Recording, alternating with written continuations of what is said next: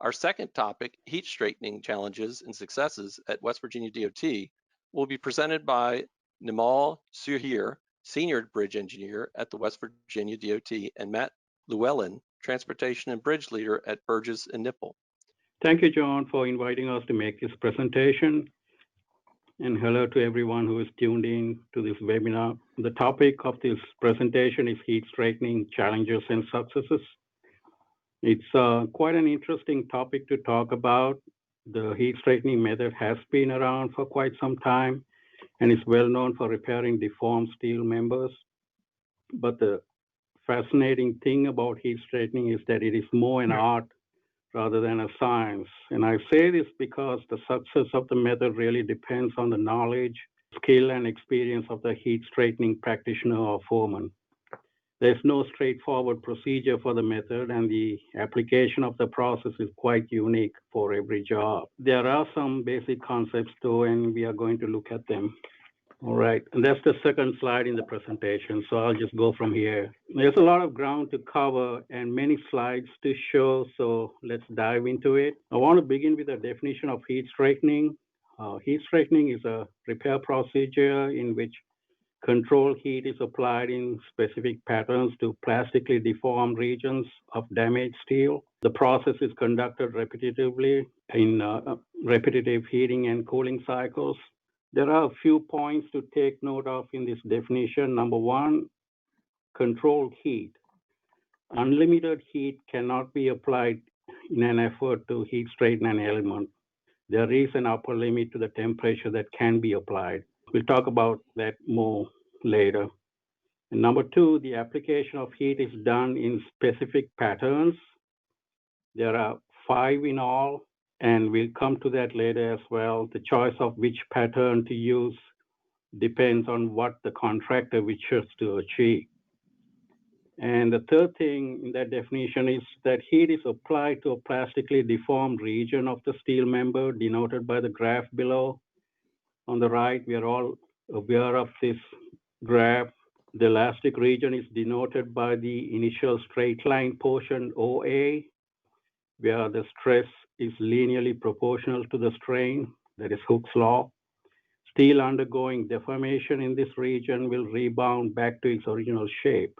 But beyond this elastic region is the plastic region. In this region, denoted by the nonlinear line from A through D, the steel undergoes stress due to force or impact, will have residual deformation or plastic deformation. And in this region, the steel does not rebound back. And it is to this region that the heat straightening technique is used to try to bring the steel element back to its original configuration.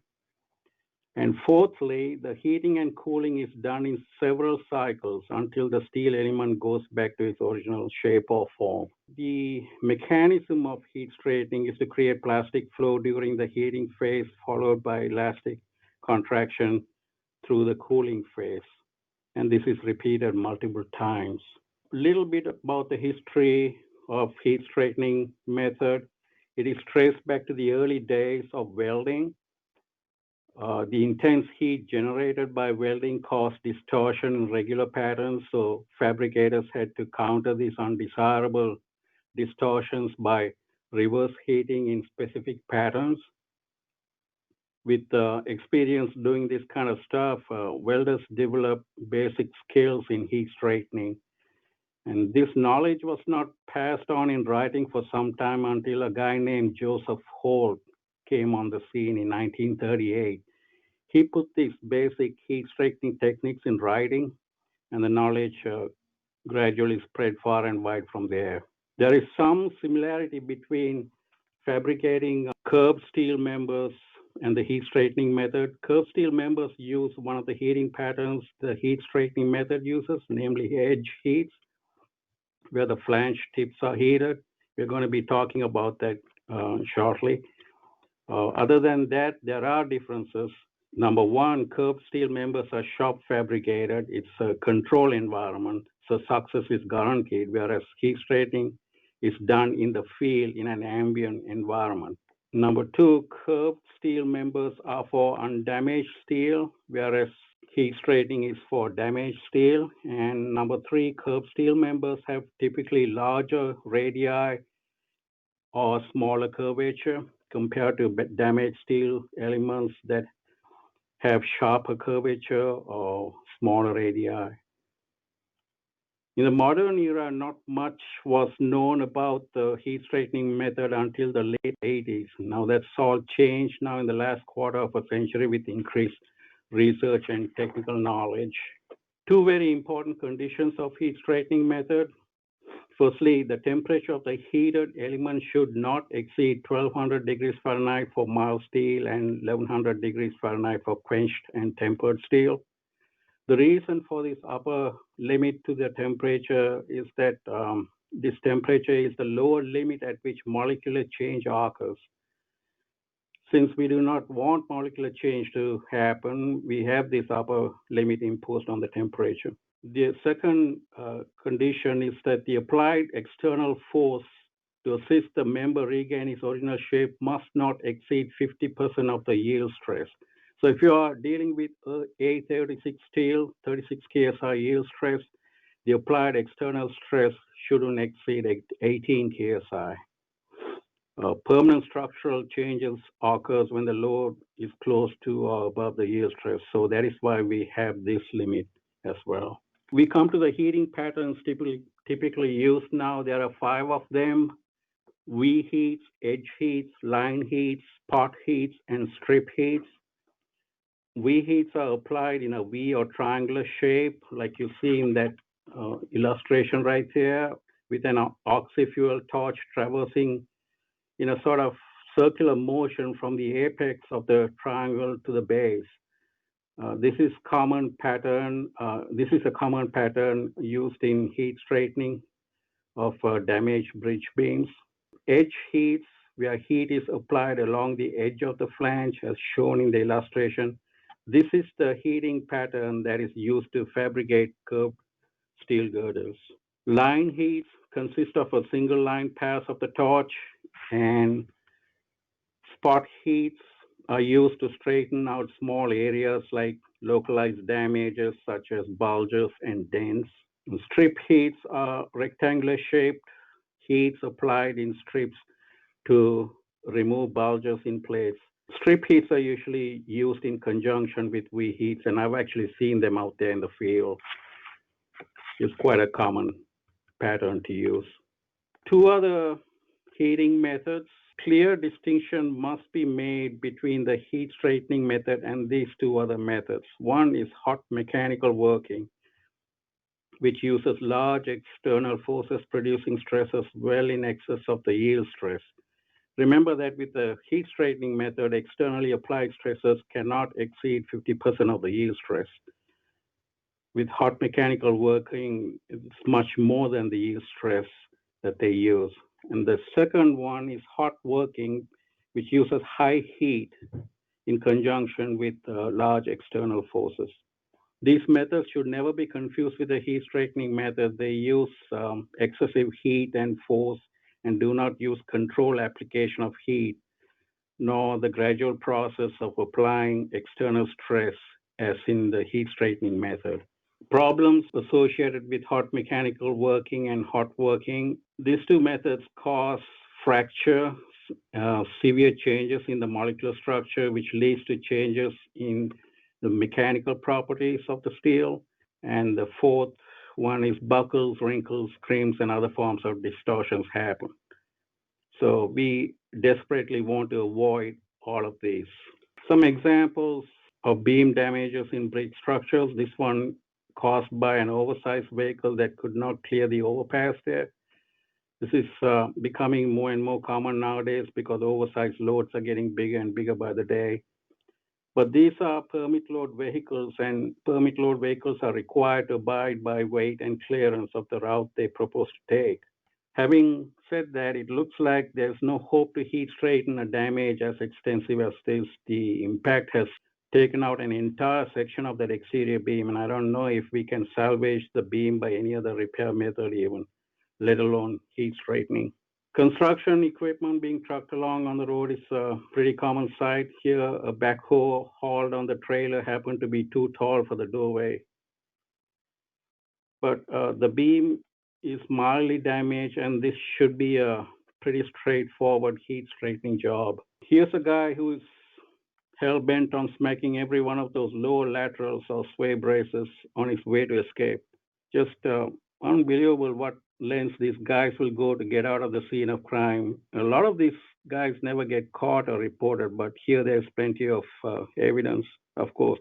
I'm not sure heat straightening is the preferred method. Here, some engineers may opt for it. Others may want to simply replace the damaged members, and that actually might be cheaper in this case.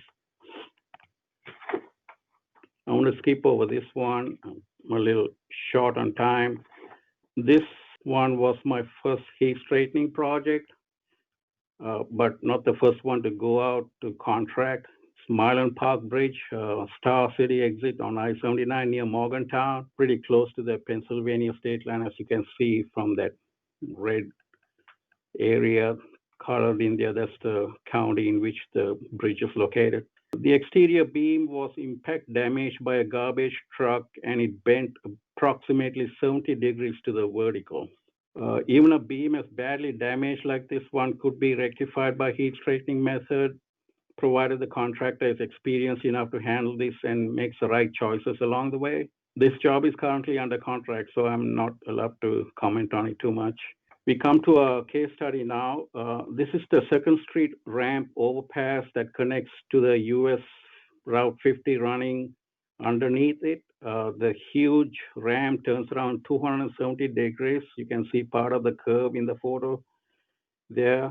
The bridge is located in Harrison County, in north central West Virginia, as shown in red in that map of our state to the right.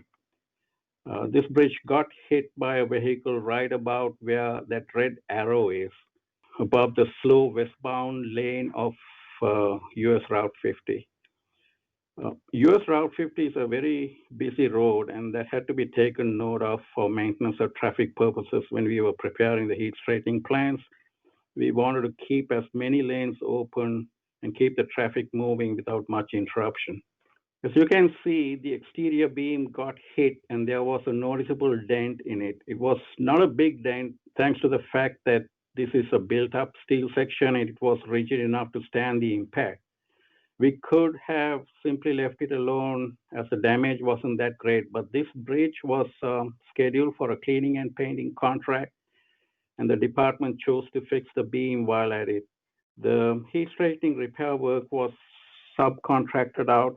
Just where you see the symbol 0 there in that photograph on the right, painted in white, is where the beam got hit, and that is where the largest deformation of 1 inch and 5/8 occurred. So a 20-foot section of the beam was bent inward due to that impact. Along with the damage to the exterior beam, the bottom flange angle of the diaphragm nearest to the impact location and its connection plate to the beam were damaged. You can see one of the connection plates is rendered useless in that photo to the right. This diaphragm runs between the damaged exterior beam and the first interior beam, the first interior bay. I thought I would insert some examples of the plan sheets we incorporated in this heat straightening project. The plan sheets were drafted by our senior technician, Chris Mahon, who is also sitting in on this webinar today. The area to be heat straightened is shown hatched and a repair type assigned to it. The extent of the beam to be heat straightened is determined by the damage profile given in the bridge inspection report. This damage profile is shown below the elevation view here. Also shown in the plan sheet is the cross-section of the undamaged and damaged built-up members. As you can see from the damage, the web has moved away from the vertical and the bottom flange tilted at an angle. This is very typical of beam impact damages, and we see this all the time. So the idea was to straighten the web to its vertical position and bring the bottom flange to the horizontal position. This slide shows the beam repair detail. Here's a view of the beam from underneath. Due to the impact, several of the rivets in this built-up section were broken. Those rivets had to be replaced with 7/8-inch diameter high-strength bolts. For those of you who put together these repair plans, include photographs to show the contractor what you're talking about. That really helps. And use call-outs for each repair type, like you see in those white text boxes in the photographs, and specify instructions for each repair type in the form of a note. Here's the diaphragm repair detail. As I mentioned, the bottom flange angle was damaged and was replaced. Connection plates for the web and bottom flange angle were also damaged. The 50-pound connection plate for the bottom flange angle not only buckled, but as you can see, it got ripped right through the rivet holes. The connection plate had to be replaced, and it was replaced in kind. The web connection plate between the diaphragm and the beam was not badly damaged, and it was heat straightened. We now come to an important document. This is the special provision put in the contract in addition to the notes and specification in the contract plans. It meant to give project-specific instructions to the contractor. It has a section on personal qualification of the contractor, which the department requires to be submitted for verification and approval. But the three important provisions shown in the colored text boxes, we've already discussed the heating aspects, type of heating patterns, mechanical force, etc. Previously. So I'm going to focus on the dimensional tolerances allowed. That's right there in that yellow text box there. And reads, beam or girder web shall be vertical with maximum allowable deviation being 1/4 inch over full height. And the girder sweep shall be 3/4 inch maximum at point of impact and 1/4 inch maximum 20 feet from impact. The contractor is required to abide by these tolerance requirements for the following reasons.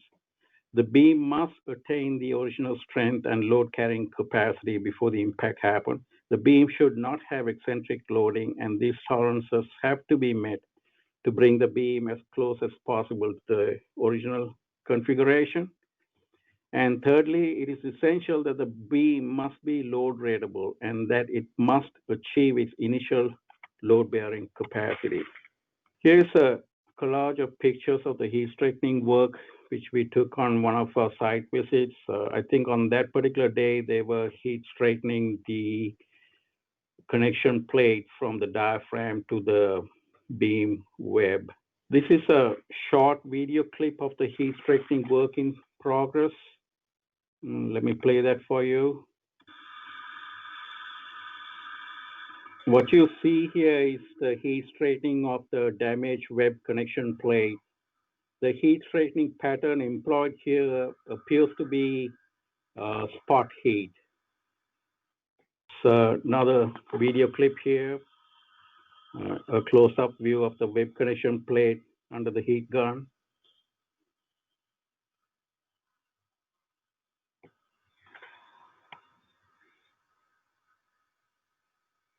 Okay, all said and done. This was the finished product we got.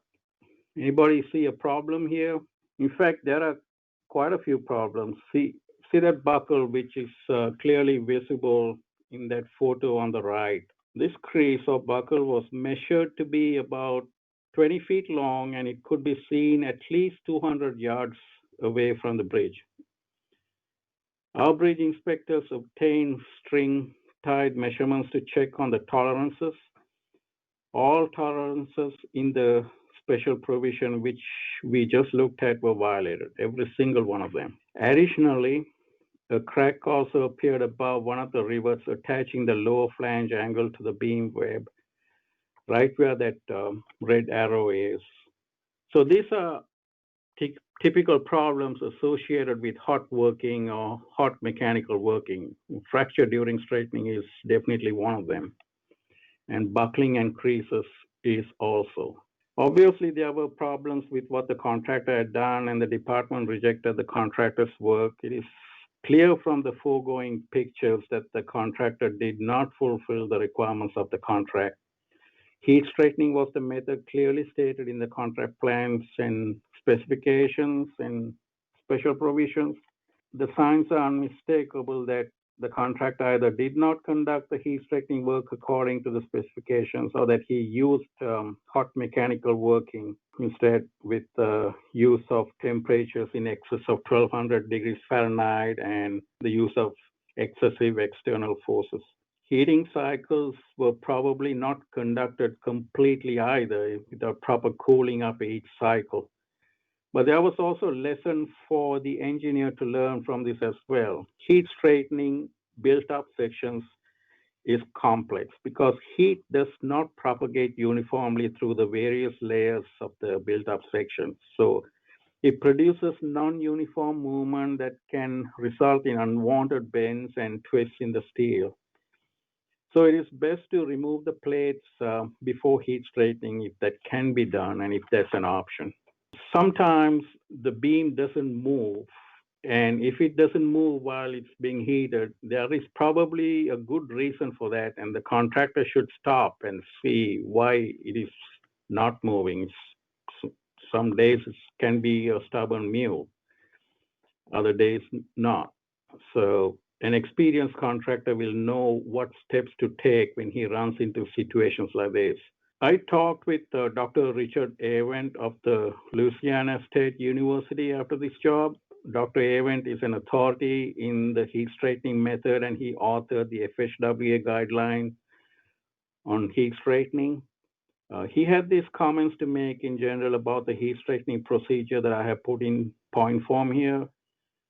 What I became aware in particular after that conversation is that the application of the mechanical force must always be controlled and gradual. One thing that's very important, the greatest movement is achieved during the first few heating cycles. So try not to apply too much external force initially, or apply just a minimal force, say 25% of the yield stress, and observe the movement. If movement is appreciable, then stick with the same force and repeat the heating and cooling cycles. If there is no movement or the beam stops moving after a few cycles, increase the load gradually until the maximum allowable 50% of the yield stress is reached. Always complete each heat cycle. Let the steel cool down below 300 Fahrenheit before starting the next heat cycle. We must also add to this list the contractor must supply a heat straightening plan for review and approval, and that is in our special provisions. And individual elements in built-up sections must be taken apart before heat straightening. I'd like to invite Matt Lewellyn of Burgess & Nyepel to continue this presentation. Matt and I actually worked on another heat straightening project in Parkersburg, and he's going to talk about that and also highlight a little bit more on these points that I made here. Thank you very much. Thanks, Nimal. About 60 miles west of the 2nd Street Bridge, I-77 crosses over US Route 50 after an eastbound overheight vehicle impacted the exterior girder of the northbound overpass. WVDOT called on Burgess & Nyepel to investigate that damage and study solutions for repairs. WVDOT has proactively established on-call emergency services contracts to allow consultants like Burgess & Nyepel to provide assistance when the need arises. Sometimes there's just not a whole lot of time to go through that normal procurement process. So in this case, the damage was not reported by the driver of the vehicle. The impact damage to girder 4 is located 17 feet north of Pier 1 with a lateral deflection of about 9 5/8 inches over a 40-foot length. At the point of the top flange is vertically separated about 2 inches, and there's 2 bottom flange splice bolts that were sheared off. At the point of impact, there are 2 upward bends in the bottom flange about up to ½ inch, as well as like 20 small gouges that are similar size to one another over an area of about 20 feet in length. It's believed that this is either due to like a long object similar to a excavator boom that Nimal showed earlier, kind of dragging and bouncing over this edge, or either due to the driver repeatedly trying to get the object to free up. And what happened is this resulted in a massive force. The impact was so large that it sheared all 4 girder to bearing bolts, while the bottom flange angle adjacent to that and the cross frame adjacent elongated and fractured and then rebounded about 1 inch. So further evidence of that rebound can see in the first cross frame out that exhibits this buckling type deformation in the lower angle. The cross frame at the location of impact experienced tension failures at both the upper and lower cross frame connections. Farther out, about 54 feet from the pier, we found a crack 4 7/8 inch in the web, and it was at a location where a sign bracket attached and really acted like a lateral bearing or point of lateral support bulged the web and caused that crack when it was impacted. We prepared 4 alternatives and ultimately selected to perform a partial girder replacement with some heat straightening. From WVDOT's recent experience on 2nd Street, we knew that heat straightening of those build-up members with heavy deformation was challenging. So by removing the most damaged members, we'd have a better probability of successfully completing the repairs. With heavy daytime traffic below the bridge in the eastbound lanes, we believe that this level of repairs could be completed in a 5-night detour up to the next interchange for that eastbound traffic. Not having to do debt work on I-79 was an advantage as well. And another consideration we had was the milling of the pavement below the structure and to improve the clearance. So with no live loads on the structure, temporary support bar would be in place. We would propose to move the bottom flange and the bottom flange splice plates and other damaged steel. Next, the heat straightening of the web and the remaining portions of the flange would occur. Once the heat straightening process was completed, a new bottom flange would be installed in the existing holes that would be in the web, and then that new bottom flange splice angles would be installed as well. So there's 2 of those, one on each end of the repair. New bearing bolts would be installed here at the pier as well. The cross frames would be repaired with new parts and pieces, some of them totally replaced. We've all heard that heat straightening is more of an art than a science. The challenge is writing a specification for a skilled trade that's based on experience. So it's important to have the right people on the project. So to ensure this, we've asked the supervisor to have completed successfully 3 heat straightening projects over the past 5 years, or be a West Virginia PE and have 1 project, or be a certified weld inspector and have 1 project. These qualifications and work history would be submitted to the project for approval prior to starting the work. We also ask for those certifications for welders and the NDTs and verify that they're the actual people that perform the work. In review, we've developed an innovative repair concept for the damaged areas that accommodate that heat straightening process. Burgess and I will work with Nimal to provide a revised heat straightening special provision, which considered his recent experience and also the FHWA guidance and research from several other states, including Ohio, Indiana, Florida, and Oklahoma. We'll open bids on this project next Tuesday, but there was another recent impact in the same area on Girder 4. So WVDOT's evaluating the best approach here, being able to likely be performing some additional field investigations soon.